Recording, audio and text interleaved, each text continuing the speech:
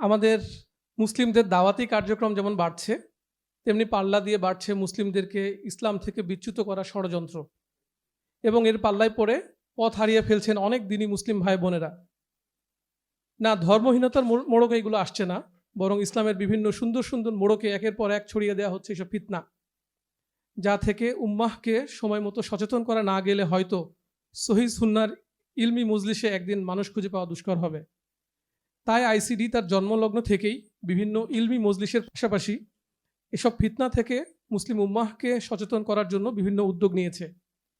এই ধারাবাহিকতার সর্বশেষ সংযোজন হাদিস অস্বীকারীদের বিরুদ্ধে সচেতনতা।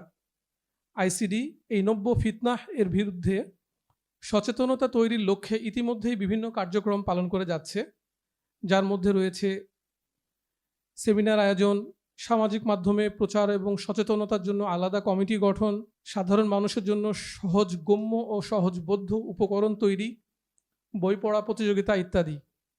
এই উদ্যোগের অংশ হিসেবে সম্প্রতি আমরা একটি বই পড়া প্রতিযোগিতার আয়োজন সম্পন্ন করেছি, যার প্রাথমিক উদ্দেশ্য ছিল আমাদের কাছের মুসলিম ভাই বোনদেরকে হাদিসের প্রামাণিকতা সম্পর্কিত বুনিয়াদি জ্ঞান জোরদার করা, যাতে করে তারা হাদিস অস্বীকারীদের ফিতনাহ থেকে মুক্ত থাকতে পারে এবং তাদের কাছের মানুষদেরকে তারা সচেতন করতে পারে।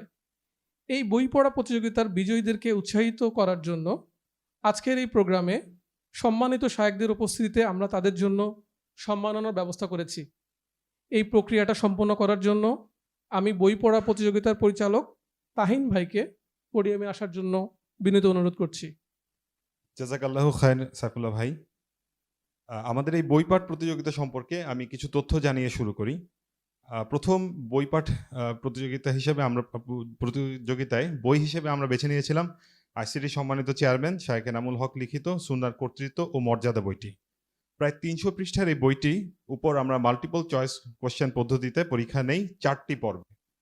প্রতিযোগিতায় অংশগ্রহণের জন্য রেজিস্ট্রেশন করেছিলেন ১৬৫ জন, যার মধ্যে ৯৭ জন শেষ পর্যন্ত পরীক্ষায় অংশগ্রহণ করেছেন।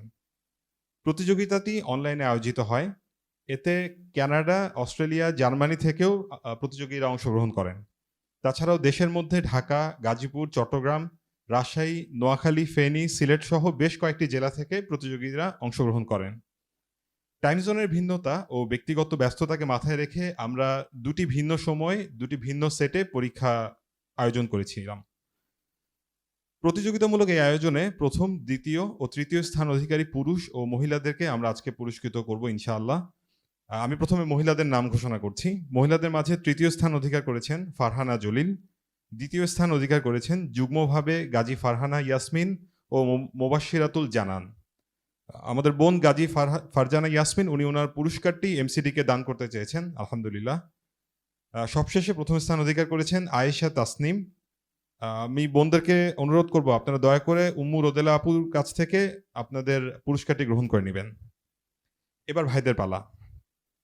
আমি একজন একজন করে নাম ঘোষণা করব। আমি দয়া করে ভাইরা আপনারা আপনাদের আসন থেকে উঠে এসে সম্মানিত শায়েখদের কাছ থেকে আপনাদের পুরস্কারটি গ্রহণ করবেন। ভাইদের মাঝে তৃতীয় স্থান অধিকার করেছেন ভাই আব্দুল মান্নান। আপনি শায়েখ রফিকুল ইসলাম মাদানী শায়েখের কাছ থেকে আপনার পুরস্কারটি গ্রহণ করুন।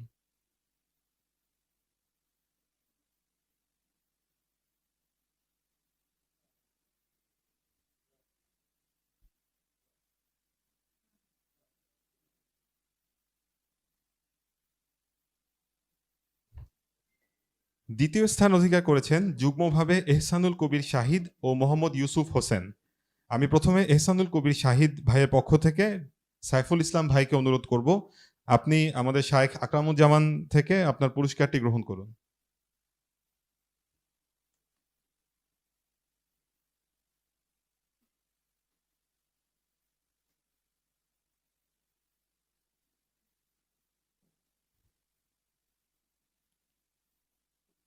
আমি মোহাম্মদ ইউসুফ হোসেন ভাইকে অনুরোধ করব, আপনি শায়েখ ডক্টর সাইফুল্লাহর কাছ থেকে আপনার পুরস্কারটি গ্রহণ করবেন।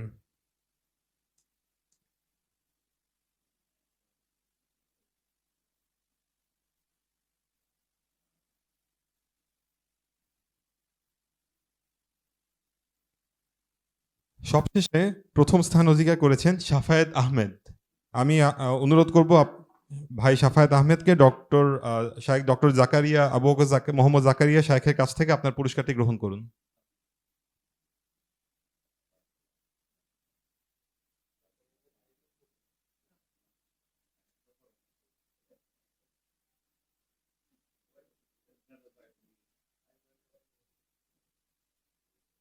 বারাকাল্লাহু ফিকুম।